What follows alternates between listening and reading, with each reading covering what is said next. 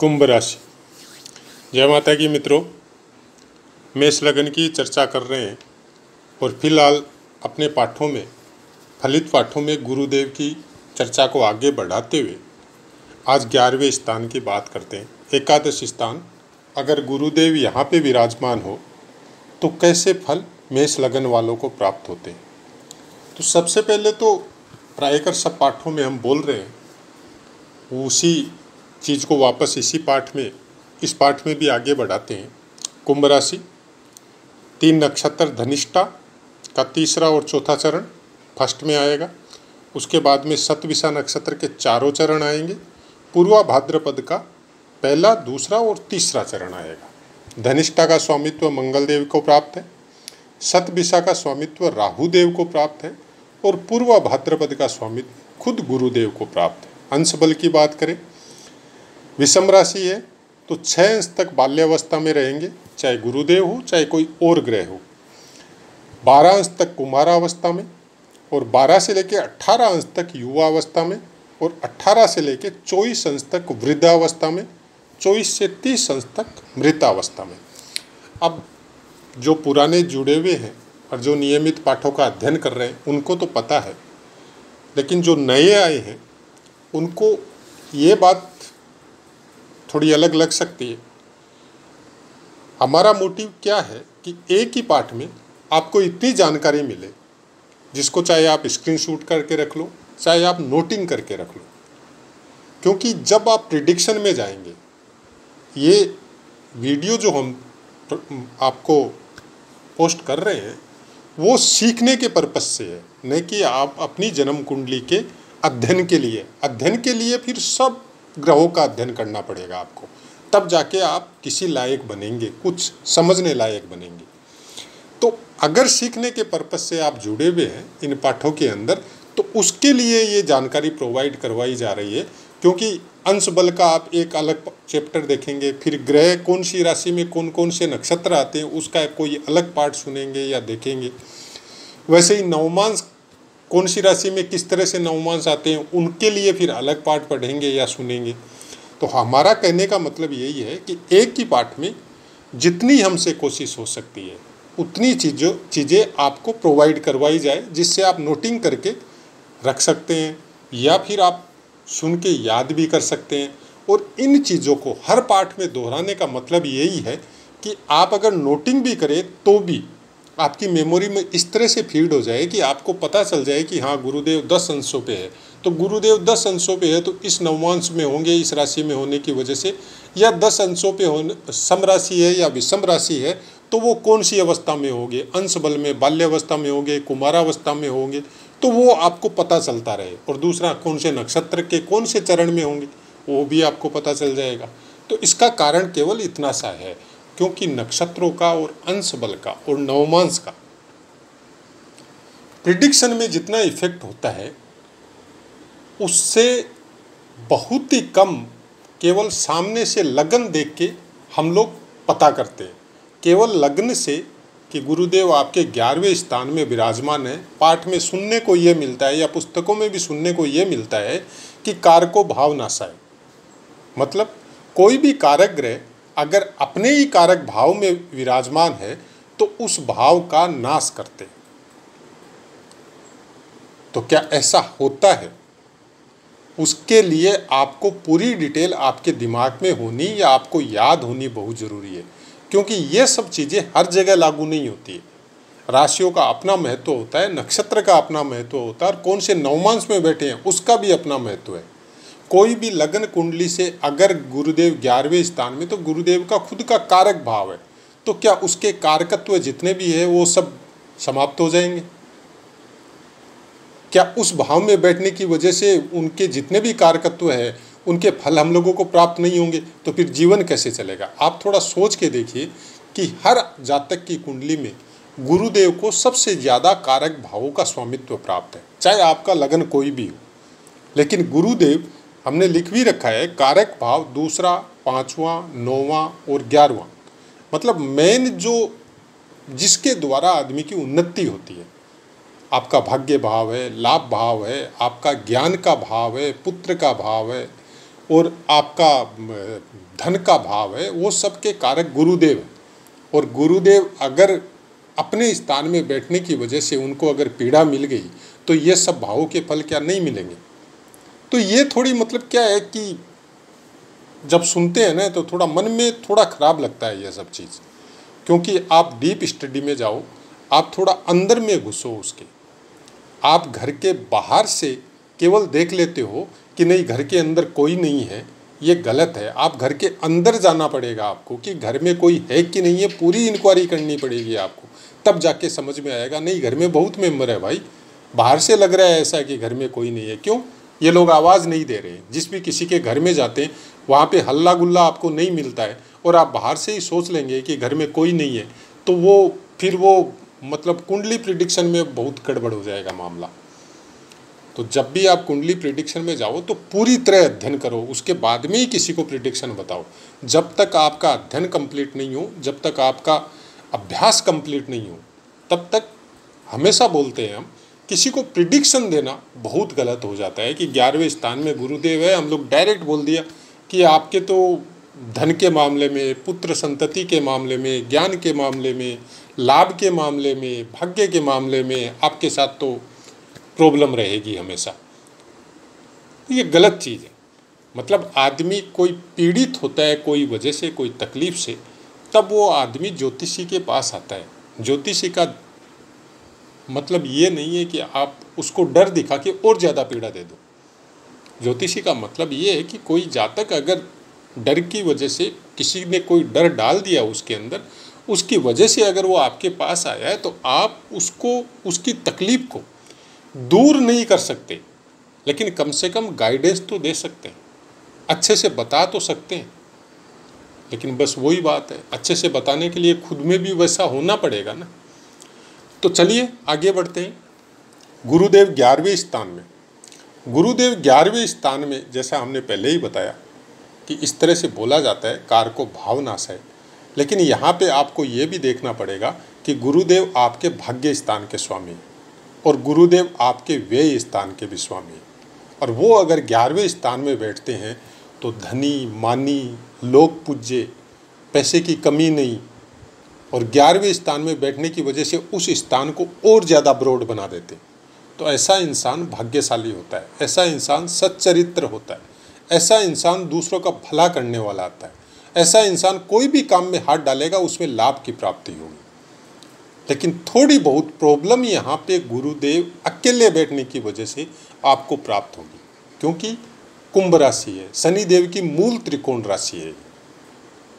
अब शनिदेव की मूल त्रिकोण राशि में अगर गुरुदेव वहाँ विराजमान होते हैं और शनिदेव का प्लेसमेंट अगर अच्छा नहीं है, या शनिदेव नीच स्थान में है, शनिदेव शत्रु राशि में है, तो गुरुदेव को 11वें स्थान में कुछ न कुछ पीड़ा बड़े भाई से संबंधित आ सकती है, क्योंकि 11वां स्थान बड़ा भाई का भी है और शनिदेव खुद भी बड़े भाई को ही रिप्रेजेंट करते हैं, आपके घर के बड़े बुजुर्गों को रिप्रेजेंट करते हैं। तो अगर वो अच्छी स्थिति में नहीं है तो गुरुदेव को यहाँ पे भाइयों से संबंधित कुछ न कुछ पीड़ा का आभास होगा, बाकी कोई चीज़ में प्रॉब्लम नहीं आएगी। अब गुरुदेव यहाँ से आपके तीसरे स्थान को देखते हैं, तो आपके पराक्रम के लिए, आपकी भाइयों की उन्नति के लिए, या आपके साथ भाइयों का साथ मिलने के लिए, कि आपको भाइयों का, छोटे भाई बहनों का पूरा साथ मिले या आप उनका ख्याल रखें, ये सब योग बहुत अच्छे रहेंगे। यहाँ से पंचम स्थान को देखेंगे। अब पंचम स्थान को देखने की वजह से पुत्र संतान हो, या संतान पक्ष हो, या आपका एजुकेशन सेक्टर हो, एजुकेशन आपकी कैसी हुई उसके लिए हो, ये सब चीज़ें आपकी बहुत अच्छी होगी, क्योंकि गुरुदेव की दृष्टि अमृत तुल्य होती है। जहाँ बैठते हैं वहाँ कुछ पीड़ा मिल सकती है आपको, वो भी पूरी कंफर्म नहीं है कि वो पीड़ा मिलेगी। एक पर्टिकुलर स्पेस होता है, वहाँ पे वो पीड़ा मिल सकती है, सब जगह मिलना बहुत मुश्किल है। उसके बाद में ये आपके सप्तम स्थान को देखेंगे। सप्तम स्थान को देखने की वजह से आप अगर लेडीज है तो आपके लिए पति का स्थान हो गया, और अगर जेंट्स है तो ये सप्तम स्थान आपके कारक भावों में भी थोड़ा बहुत गिना जाता है, तो पार्टनरशिप का बिजनेस हो तुला राशि है तो न्याय की मात्रा आपके अंदर ज़्यादा रहेगी, सत्य का पक्ष आप ज़्यादा लेंगे, और कुछ न कुछ इस चीज़ों में, इस 7वें स्थान की वजह से आपके नाम और फेम में भी कुछ न कुछ उन्नति आपको प्राप्त होगी। क्योंकि 7वें स्थान में तुला राशि का मतलब हो गया कि आप न्याय के पक्षधर होंगे। कोई भी चीज़, कोई भी काम जब आप करेंगे तो उसमें आप ये देखेंगे कि सामने वाला गलत है या सही है, आप सही की तरफ ज़्यादा जाएंगे। सामने वाला अगर गलत है और आपका कोई रिलेटिव भी है तो वहाँ पे आप नहीं जाएंगे, जो सही है उसकी तरफ आपका ज़्यादा झुकाव, यहाँ पे तुला राशि की वजह से वो इफेक्ट आपको देखने को मिलेगा। अब गुरुदेव धनिष्ठा नक्षत्र में, मतलब 6.40 डिग्री तक अगर गुरुदेव यहाँ रहते हैं तो धनिष्ठा नक्षत्र में रहते हैं, जो कि मंगल देव का खुद का नक्षत्र है, और मंगल देव आपके लग्नाधिपति है। तो यहाँ पे मंगल देव का प्लेसमेंट अगर गुरुदेव के साथ में है तो बहुत ही अच्छा है।